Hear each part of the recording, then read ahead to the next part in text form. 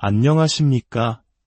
오늘 우리는 삶의 지혜와 영적인 통찰이 담긴 깊은 이야기 속으로 여정을 떠나보려 합니다. 오늘의 이야기가 여러분의 마음에 울림을 주고 삶의 한 페이지에 의미 있는 쉼표가 되기를 바랍니다.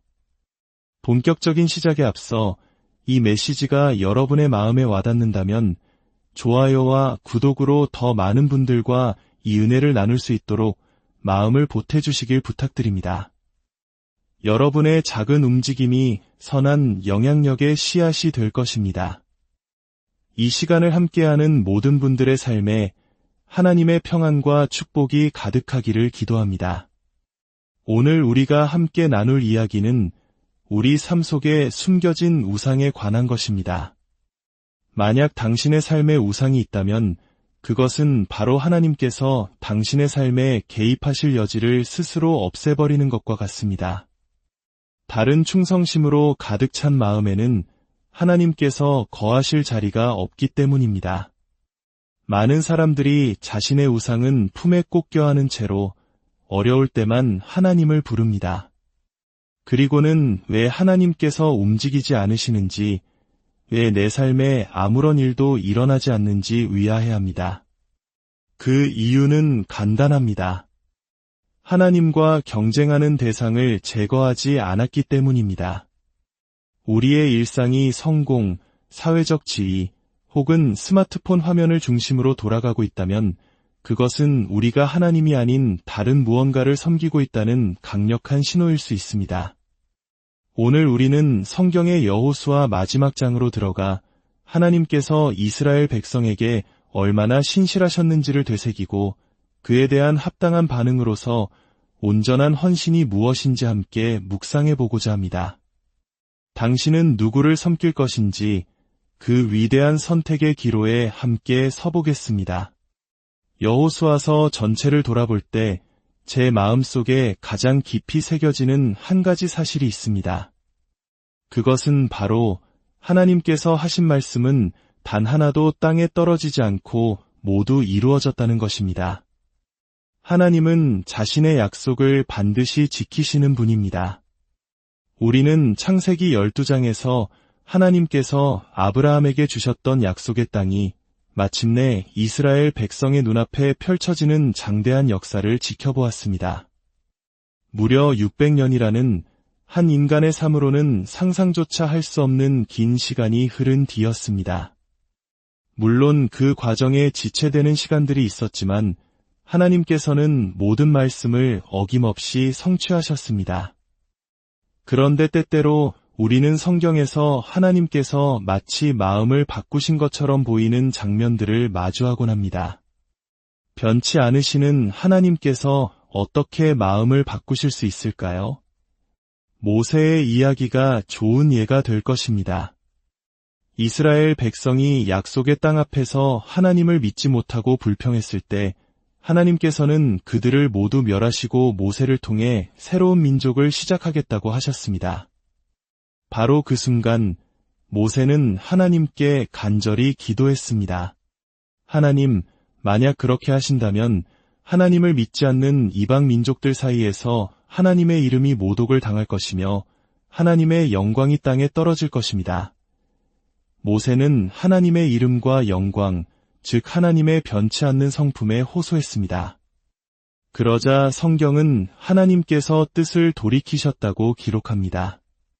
하나님께서 변덕을 부리신 것이 아닙니다.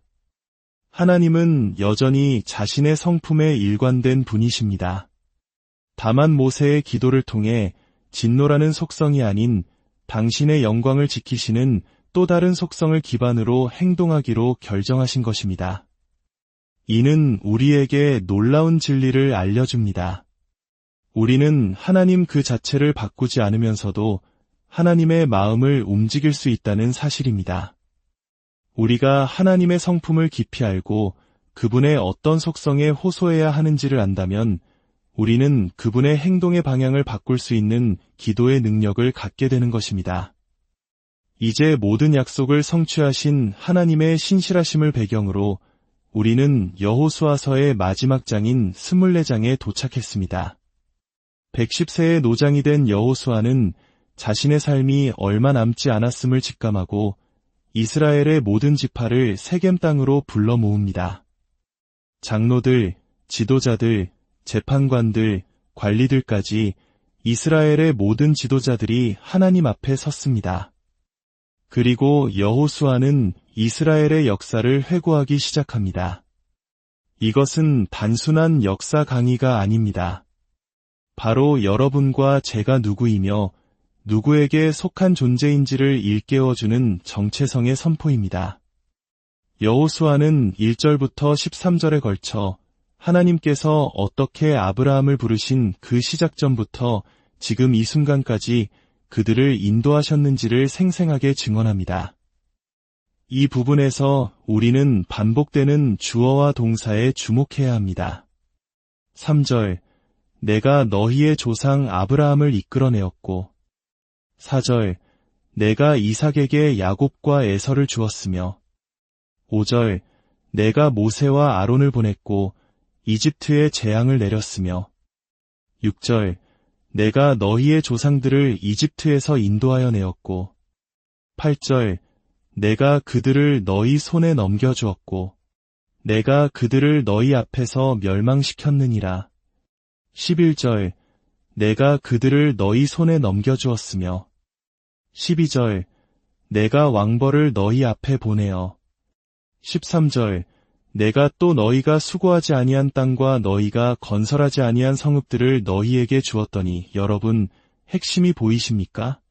이 모든 역사의 주체는 바로 하나님 자신이라고 선포하고 계십니다. 너희가 여기까지 온 것은 전적으로 나의 은혜 때문이라는 것입니다. 너희가 수많은 위험과 고난, 유혹의 함정을 지나 이 자리에 서 있는 유일한 이유는 내가 너희를 포기하지 않았기 때문이라고 말씀하십니다. 하나님께서는 이와 같은 1인칭 동사를 무려 17번이나 반복하시며 강조하십니다. 너희가 실패했을 때도, 너희가 죄를 지었을 때도, 너희가 불성실했을 때도 나는 여전히 신실하게 너희를 이끌었다. 그러니 너희도 나를 저버려서는 안 된다. 이것이 바로 여호수아를 통해 주시는 하나님의 메시지입니다. 물론 하나님께서는 그 과정에 우리를 사용하시고 우리가 해야 할 일들을 맡기십니다. 그러나 이 모든 일의 시작과 끝은 오직 하나님이심을 우리는 결코 잊어서는 안 됩니다. 만약 우리가 모든 일의 주권자가 하나님이심을 인정하는 법을 배운다면 우리의 삶은 완전히 달라질 것입니다. 하나님은 당신의 영광을 그 누구와도 나누지 않으십니다. 13절의 말씀은 특히 충격적입니다. 내가 또 너희가 수고하지 아니한 땅과 너희가 건설하지 아니한 성읍들을 너희에게 주었더니 너희가 그 안에 거주하며 너희는 또 너희가 심지 아니한 포도원과 감람원의 열매를 먹는다 하셨나니 여러분은 여러분이 심지 않은 음식을 먹고 있습니다. 여러분이 심지 않은 나무 그늘 아래에서 쉬고 있습니다. 여러분이 짓지 않은 도시에서 살고 있습니다. 그렇다면 그 도시들은 누가 지었고 그 포도원들은 누가 가꾸었을까요? 바로 가나안 족속, 헷 족속, 아모리 족속, 여부스 족속들, 즉 하나님을 믿지 않던 불의한 자들이었습니다. 이것이 무엇을 의미합니까? 하나님께서는 당신의 자녀들을 축복하시기 위해 때로는 불의한 자들까지도 도구로 사용하신다는 놀라운 사실입니다. 하나님을 믿지 않는 자들이 자신들의 신의 이름으로 자신들의 세계를 건설하고 있을 때 하나님께서는 그 모든 수고가 결국 당신의 백성을 위한 복의 기반이 되도록 계획하고 계셨던 것입니다. 우리는 하나님께서 일하시는 방식에 놀라지 않을 수 없습니다. 때로는 우리의 상상을 초월하는 방법으로 심지어 하나님을 대적하는 세력을 통해서도 당신의 백성에게 복을 내려주십니다. 세상의 모든 권세와 존재는 설령 그들이 하나님과 관계를 맺고 있지 않다 하더라도 하나님의 주권 아래에 있기 때문입니다. 심지어 사탄조차도 하나님의 허락 없이는 아무것도 할 수 없는 하나님의 악마일 뿐입니다. 만약 사탄이 원하는 대로 우리를 공격할 수 있었다면 이 자리에 남아있을 사람은 아무도 없었을 것입니다. 그러니 교만하지 마십시오. 우리가 이룩한 이 멋진 도시를 보라. 라고 자랑하지 마십시오. 그것은 여러분이 지은 것이 아닙니다.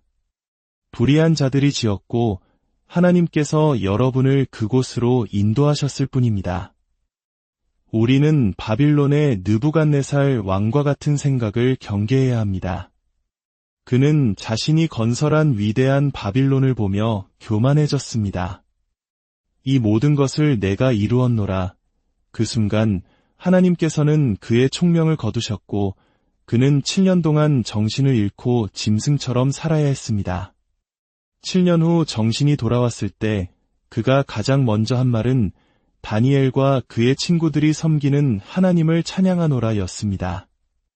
모든 것의 근원은 하나님이십니다. 하나님께서 은혜롭게 우리를 그 과정에 참여시켜 주셨다 할지라도 모든 영광은 오직 하나님께로 돌려드려야 합니다. 여러분이 이룬 그 어떤 성공도 그 근원을 거슬러 올라가면 결국 하나님에게서 시작되었음을 발견하게 될 것입니다. 이 모든 역사를 증언한 후 여호수아는 14절에서 마지막 권면을 시작합니다. 그러므로 이제는 여호와를 경외하며 온전함과 진실함으로 그를 섬기라. 하나님을 경외한다는 것은 그분을 가볍게 여기지 않고 진지하게 대한다는 뜻입니다. 그리고 그 경외심을 삶의 방식으로, 즉 하나님을 섬기는 것으로 나타내야 합니다. 그러기 위해서 반드시 해야 할 일이 있습니다. 바로 너희의 조상들이 강 저쪽과 이집트에서 섬기던 신들을 치워버리고 여호와만 섬기라는 것입니다. 여러분의 우상들을 버리십시오. 현대 사회에서 우상이란 무엇일까요? 단순히 나무나 돌로 만든 형상을 의미하는 것이 아닙니다. 우상이란 하나님께서 허락하지 않으신 그 어떤 것, 즉 사람, 장소, 물건, 심지어 생각까지 포함하여 여러분이 필요를 채우기 위해 의지하는 모든 대상입니다.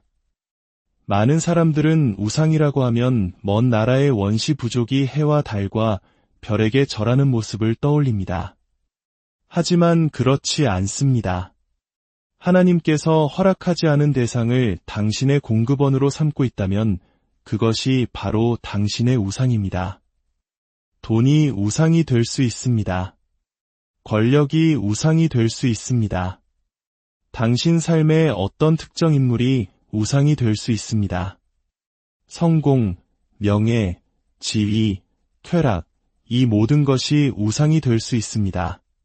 고대 사람들이 우상을 찾았던 이유는 그 우상을 통해 무언가를 얻기 위함이었습니다. 비를 내려주거나 풍년을 주거나 전쟁에서 승리하게 해달라고 빌었습니다. 즉, 우상은 그들의 공급원이었습니다.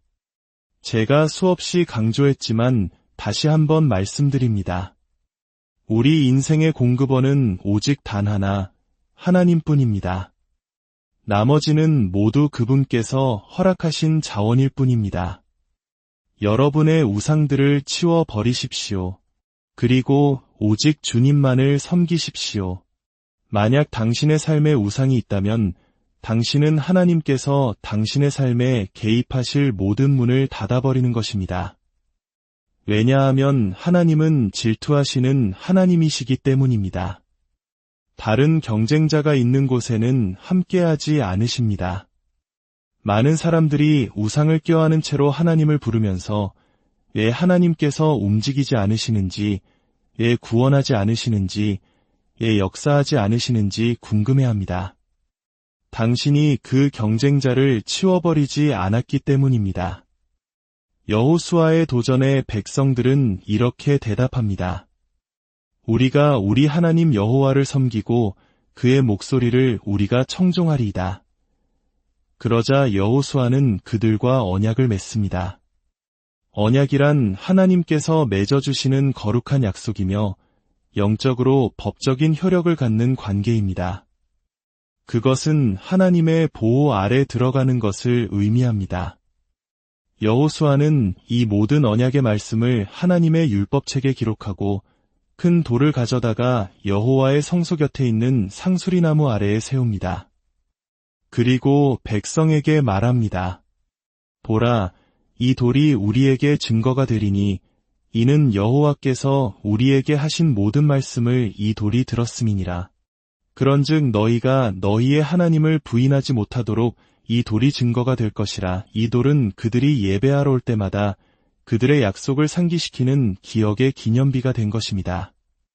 모든 절차를 마친 후 여호수아는 백성들을 각자의 기업으로 돌려보냅니다.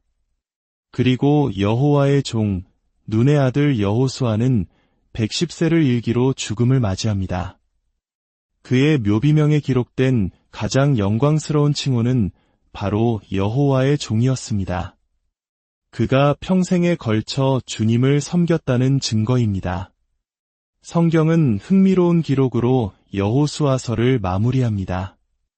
이스라엘은 여호수아가 사는 날 동안과 여호수아 뒤에 생존한 장로들, 즉 여호와께서 이스라엘을 위하여 행하신 모든 일을 아는 자들이 사는 날 동안 여호와를 섬겼다고 말입니다. 그리고 마지막으로 그들은 이집트에서 가져온 요셉의 뼈를 세겜에 장사 지냅니다. 이 요셉의 뼈 이야기는 우리에게 깊은 울림을 줍니다. 시간을 거슬러 올라가 창세기 신장, 수백 년 전의 일입니다. 요셉은 이집트에서 죽음을 앞두고 그의 자손들에게 맹세하게 합니다. 하나님이 반드시 당신들을 돌보실 것이니 그때 당신들은 내 해골을 메고 이곳을 떠나야 합니다.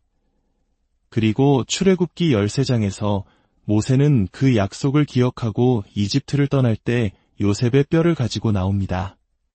그리고 마침내 여호수아서 마지막 장에서 그들은 약속의 땅에 요셉의 뼈를 묻습니다. 창세기에서 시작된 약속이 출애굽기를 거쳐 여호수아서에서 마침내 성취되는 대서사시입니다. 이것이 우리에게 말해주는 바가 무엇일까요? 창세기 신장에서 요셉이 죽을 때 인간적인 눈으로 보면 그들이 이집트를 떠날 것이라고 생각할 이유는 전혀 없었습니다. 그들은 고작해야 요셉과 그의 형제들, 그리고 그 가족들 뿐이었습니다.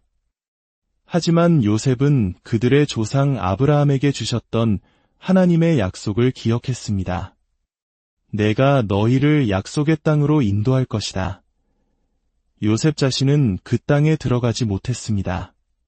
오히려 적대적인 땅, 이집트에서 생을 마감했습니다. 그러나 그는 말합니다.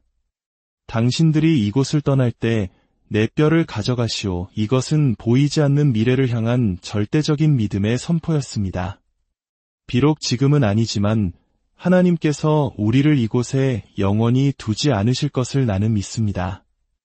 내가 비록 당신들과 함께 그 땅에 들어가지 못할지라도 내 뼈만이라도 약속의 땅에 묻히게 해주시오. 이것이야말로 아무것도 볼 수 없을 때에도 하나님을 믿는 진정한 믿음입니다. 여호수아서의 마지막은 바로 이 사실을 우리에게 알려주고 싶었던 것입니다. 하나님은 당신의 말씀을 반드시 지키셨고 수백 년 전 그 말씀을 믿었던 한 사람의 믿음이 마침내 약속의 땅에서 열매 맺었음을 보여줍니다. 하나님의 말씀은 단 하나도 실패하지 않기 때문입니다. 오늘 이 이야기를 통해 여호수아처럼 우리도 하나님께서 하신 모든 약속을 신뢰할 수 있음을 기억하시기 바랍니다. 그리고 우리가 누구를 섬길 것인지 선택하는 것이 하나님의 신실하심을 경험할 것인지 아닌지를 결정한다는 사실을 마음에 새기시길 바랍니다. 이번 한 주간 여호수아의 마지막 고백과 요셉의 흔들리지 않았던 믿음의 이야기가 여러분의 삶에 깊은 영감이 되기를 소망합니다. 여러분의 마음속에 자리한 우상들을 발견하고 그것들을 용기 있게 내려놓는 지혜를 구하십시오. 그리하여 오직 하나님 한 분만을 섬김으로써 오는 충만한 축복과 자유를 온전히 경험하게 되시기를 바랍니다. 여러분과 여러분의 가정 위에 주님의 평안과 은혜가 늘 함께하시길